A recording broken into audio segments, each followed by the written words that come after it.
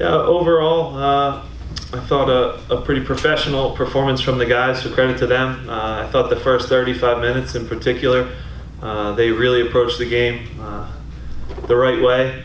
I would say that there was a lot of motivated guys on the field is probably the best way to put it, and they played very well. They're going to make some decisions in the future very hard.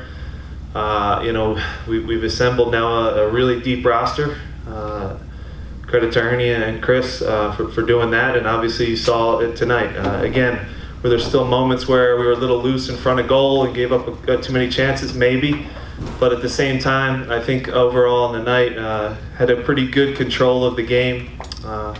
Really happy for some of the guys' performances because maybe the things you guys don't always get to see is the work that they put in on a week and a half between games, now almost 2 weeks off. The hard work that a lot of the guys out on the field put in twice a day, working on things extra after practice.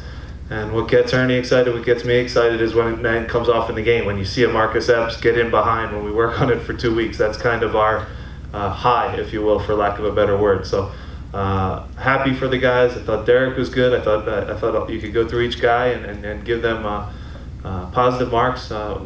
We know that we have Red Bull coming in here next Sunday.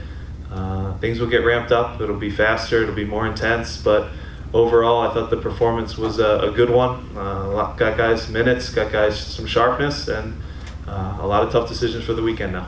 We'll start with Matt here on the floor. Jim, with the way that Jay played today, Yeah. that makes you think that maybe him and CJ could get more minutes on the field together? Yeah, I think that's a good observation. But different things led to the two of them being on the field today. So again, I thought Jay's hold-up play was excellent. His passing to set up 2 goals was great. Probably deserved a goal himself. The goalkeeper made a good save with his feet on the one where he gets in 1v1. But overall, again, Jay would be in that category of guys who's worked really hard in training, and now to get 90 minutes under his belt and really perform and show the staff what he can do, show the fans what he can do, and that's why he's here, to set up goals, to score goals. And obviously he created enough chances to get his goal in the night, but he's a typical striker, so always in and around the goal, causing problems, dangerous, and really happy with how he played. I thought CJ, even though we asked him to play on the left because Fafa and Pontius had some issues that kept him out of training a bunch, I thought he came in and did a great job too, and a pinch, to play out left. So yeah, it was good to see those two go again, and again, a lot of tough decisions. We'll stay on the floor here with Joe. Jim, how impressed have you been with just how well Marcus Epps has gone in the minutes he's gotten? Yeah, I thought he was, we see it in training every day, so we get excited by what we see in training. He does it against MLS defenders in practice, and that's not a knock on USL, but sometimes when you get better players around you, I'll just say it, when better players are around you, especially for attacking players, you see more pop, and that was something that happened tonight when Harris is playing you a through ball. That's a different kind of through ball than maybe he might get at USL. So we've seen the things in training that Marcus can do. He's a player we're very high on. He's young still and has a ton of potential, but he's pushing now for minutes with the first team, and that is clear. He made a statement tonight, and that's what you want young players to do. When they get their opportunity, you want them to make it so hard to take them off the field, and he did that tonight. I'm really happy he emptied his tank too defensively, so we work very hard on recovery runs, cutting out passing lanes, and a lot of off the ball stuff that he did tonight was something we were very proud of as a staff. We'll go David in the back. You guys have been off since June 3rd. What can you take away from tonight? Yeah, it's dangerous. It's a long layoff. You can see some of the scores in the league right now, or excuse me, in the Open Cup right now, and then some top MLS teams are in dogfights, to say the least. Some have already lost and been beaten by lower league teams. That happens in this competition. Again, I think we took it in a very professional manner from our guys, and they deserve the credit for that.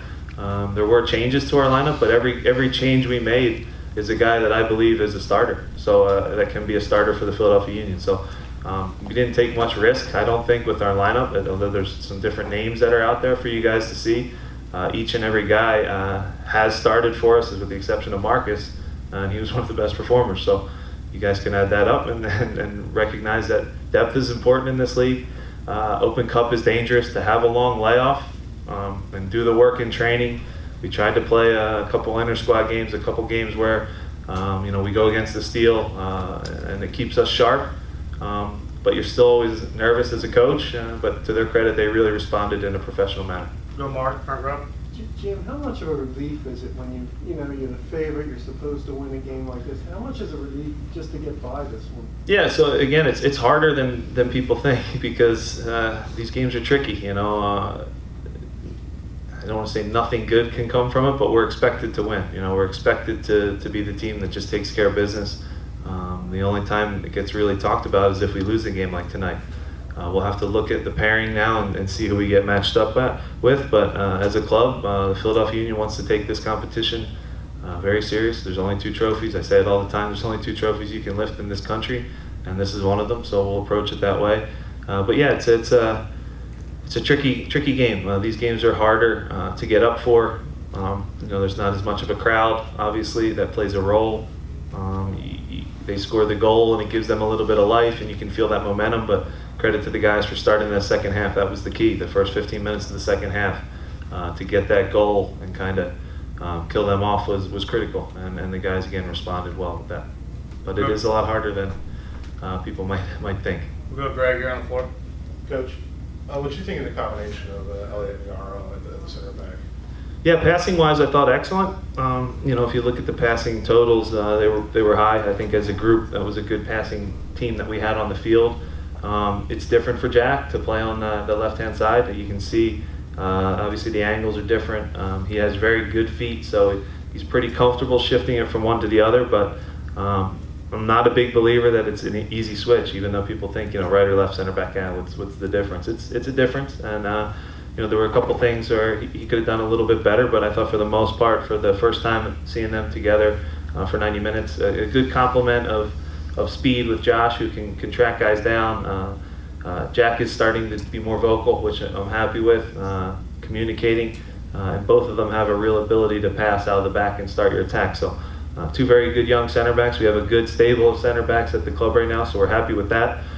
There's healthy competition there, but overall I thought, first time, yes, very good performance. I'm still going to be hard on them. Ernie's going to be hard on them. Our staff's going to look at the tape and see things that we could have done better, because there were a couple that Johnny had to make a save or they didn't connect real good, and there were still a couple chances in the middle of the field in the box where the 2 of them maybe could solve things a little quicker. It's not just them, but when it does get into their area, kind of end in plays and eliminating them, they could still do always better. A couple more, we'll go front row on the left.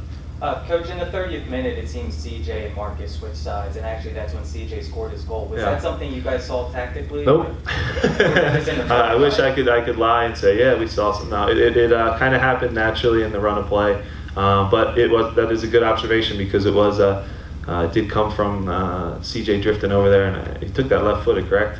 Yeah, a good left-footed shot from CJ, and again, Marcus, after practice, shooting the curling shots, shooting from tough angles. CJ working on different things and finishing. It comes out in games, and that's when, again, gets you excited as a coach. It's little things like that. But yeah, nothing tactically. We can't take credit for that as a staff to say, yeah, we told them to switch and they scored. That's not the case. Happened naturally in the run of play, and just popped up and he scored a good goal. Thanks, Jim. All right, thank you.